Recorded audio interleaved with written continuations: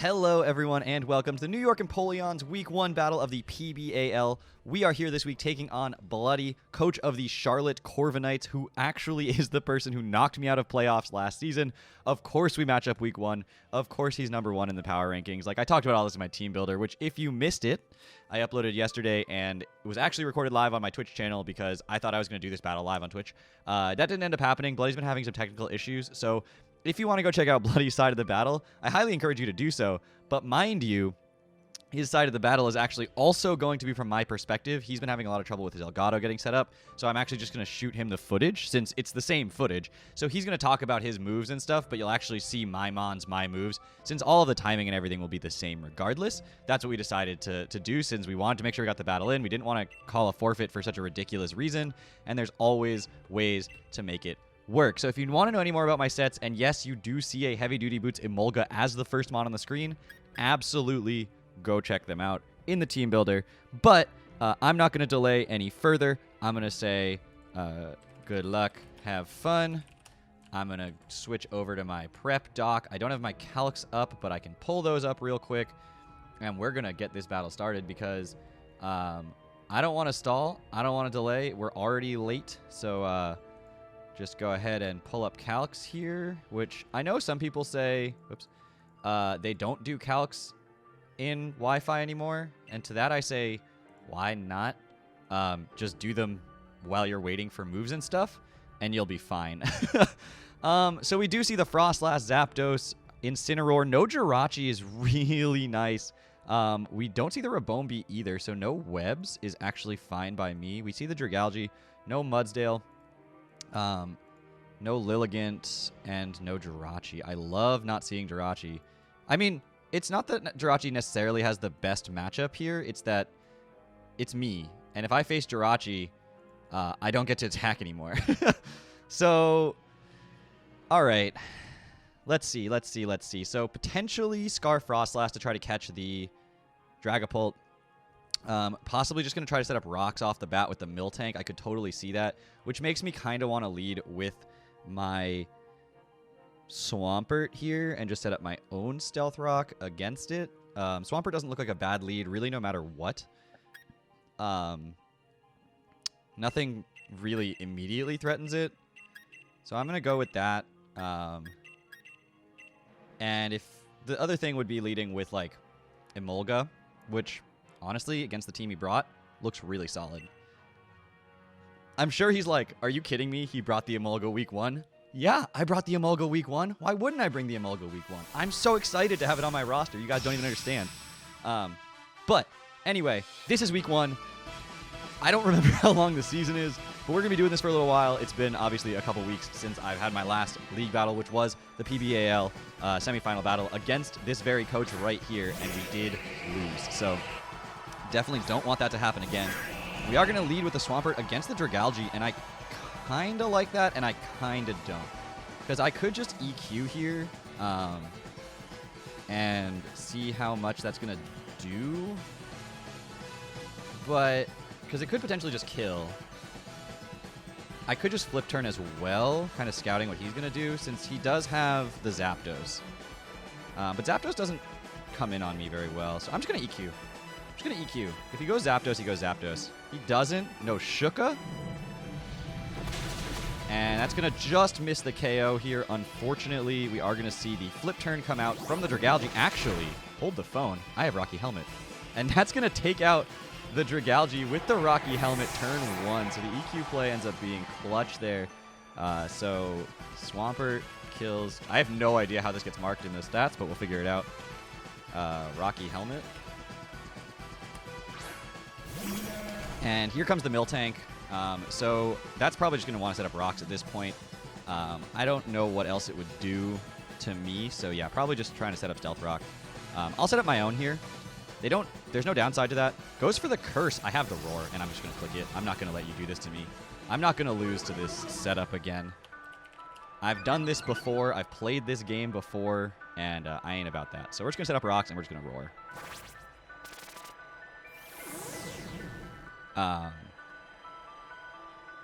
Now, what do I have for a Curse?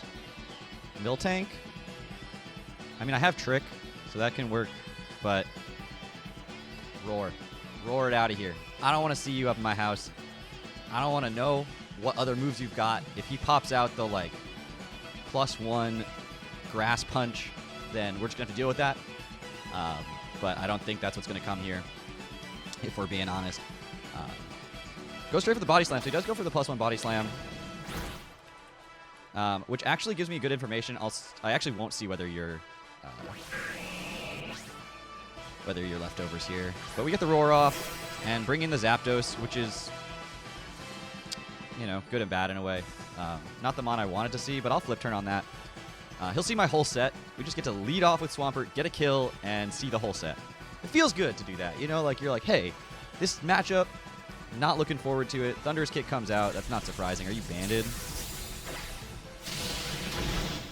Nope. So, Rocky Helmet chip. So that's always good. Stealth Rock chip, flip turn chip. You're down to 50% already. And, oh, well, down 50%. You're down 75%. The question is, what do I go into on this thing? Could go into Scarf Guard. Thunderous Kick doesn't threaten me. He has no resists to Moonblast.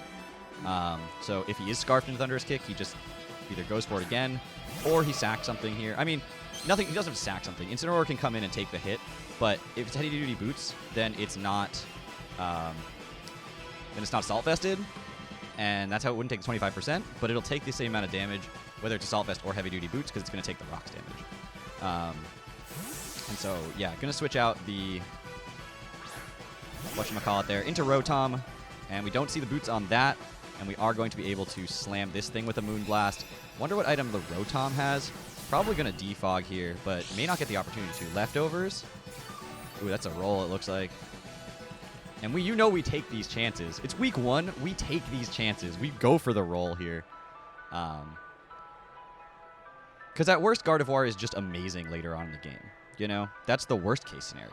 Not to mention, he gives me a Defiant boost. Yo, let me see this Defiant boost. And we see the Intimidate, so we're probably not going to see... probably going to see the boots. Let me just double check, though. Just watch for it. Yeah. So we know he's not Assault Vested, which means, again, he's taking roughly the same amount of damage either way, and it is just under 50%. There is no chance I'm letting my Gardevoir take a hit here, though. There's, like, no reason to do that. Not when I've got, like, multiple options that are decent here. He's going to U-turn. So do I go for the Rocky Helmet chip and then, like, sack my Swampert here to whatever comes in? Or do I go into my... No, I go in Mulga, and I try for the Static Para. Because there's no reason for him not to U-turn. He could knock off. I don't see that being the play, though. He knows I want to preserve my Gardevoir. He actually does go for the knockoff. Please get the Static. Yeah, Static. Let's go. Now, I'm not running knockoff this week. I'm just going to Roost here, I think. I don't know what he's going to go for, but I'm just going to Roost. Kind of scout it out. Go back to healthy. Parting Shot comes out. All right. But he's paralyzed now. He can't take 2 hits from Gardevoir, so it really just going to be Gardevoir hitting Mons with moves. And he didn't get rid of the rocks. The Rotom Wash wasn't able to do that before. It could come in here to try to get rid of the rocks if it wants to. But I think that's fine, ultimately. Frostlass could come in here as well, which naturally outspeeds. But he does go Rotom. He really wants his rocks out of here. And that's actually all right. I'm just going to get a free U-turn here, I think, on the very, very probable defog from the Rotom. We're just going to U-turn out. And I could go Guard. I don't think that's necessarily the best play, though, because Guard just kind of wins. So I feel like I'm just going to go into my Nihilego. He doesn't have the Jirachi, so Power Gem is just completely free. And there's the defog. Not a big deal. He does have the Frostlass, and I do have to watch out for physical Frostlass. But I do have Scarf on my Dragapult to make sure I outspeed Scarf Frostlass. So Power Gem is super free. Acid Spray is super free. But I'm just going to go Power Gem here. He may live 1, but I'm Assault Vested and Annihilego, so I don't take like any damage from Proton Rush. So he did get off the defog though. But we're going to be at +1 now. So Annihilego kills Proton Wash with Power Gem.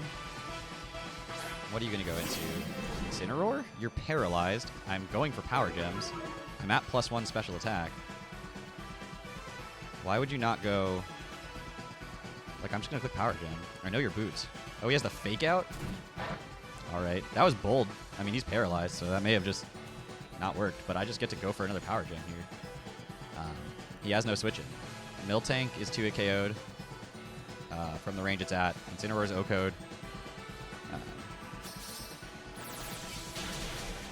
And down goes the Incineroar. So Annihilego kills Incineroar with Power Gem. And that makes Miltank probably even potentially O-Code from this range. Zapdos, if it's not Scarfed, which the way he's playing it makes me feel like it's not. Also, he makes me feel like he's not playing... Like, this isn't physical. But do I let my Nihilego go down here? I think I do. I think it's worth letting it go down here, scouting out what item and set he's running. So I'm just going to go for a Power Gem. And he is Triple Axle. He needs to land all 3 in order to kill. Actually, he may not even kill with all 3 based on the first 2 rolls. And he doesn't.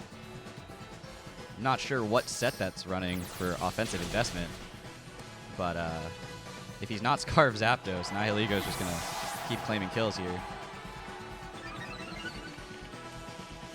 Just spam Power Gem. I mean, the thing was, I thought Jirachi would come because Nihilego is such a big problem for his team. Which is why I have Knockoff and Hex.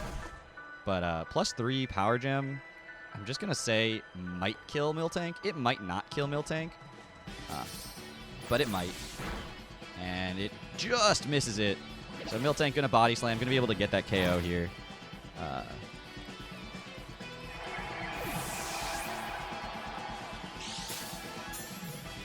We do actually see the leftovers on it. All good notes for the next time we face. This is a perennial playoff contender. Do I think he's fast? Do I think he's running a lot of speed? I mean, I could go Gardevoir and just be fine. I could go Dragapult and just Dragon Pulse and be fine. You know what, Dragapult, let's get you some kills in here. Gardevoir already did its breaking that it needed to do. Didn't get any kills for it, though, which is sad, but let's get Dragapult out here. Let's go Dragon Pulse. It's going to kill this. It's going to kill the Zapdos. We are Choice Scarf, so nothing's going to outspeed me. So Dragapult kills Miltank with Dragon Pulse. There's no way from the range Zapdos is at right now that it's going to live a Dragon Pulse here. Just that would shock me. Like, beyond belief. But then he has to lock into Brave Bird, basically, to kill Gardevoir. Nothing else will, so then I still have my Custat Berry on my Obstagoon as well, but Zapdos is going to go down, so Dragapult kills Zapdos G with Dragon Pulse, and it's not totally retribution for the playoffs, but it feels good to pick up a W in Week 1 and walk out of here and be able to go into Week 2 having taken down the person who not only beat me once, but actually beat me twice last season. He beat me in the regular season, and then he beat me in playoffs again, and both were a little hacksy, although for the most part, the hacks weren't... Like, I missed a Focus Blast, so, like, can I really blame hacks? No. Anyway, that's going to do it for this battle. I hope you guys enjoyed, and I will see you guys all back here next week as we continue on the PBAL journey. Like I said, I forget how long it is, but I will probably know that for next week, and we will continue trying to do as well as we can, because this is a league that I have not yet won a championship in, and I really want to get there. So thank you all so much for watching. Take care, everybody.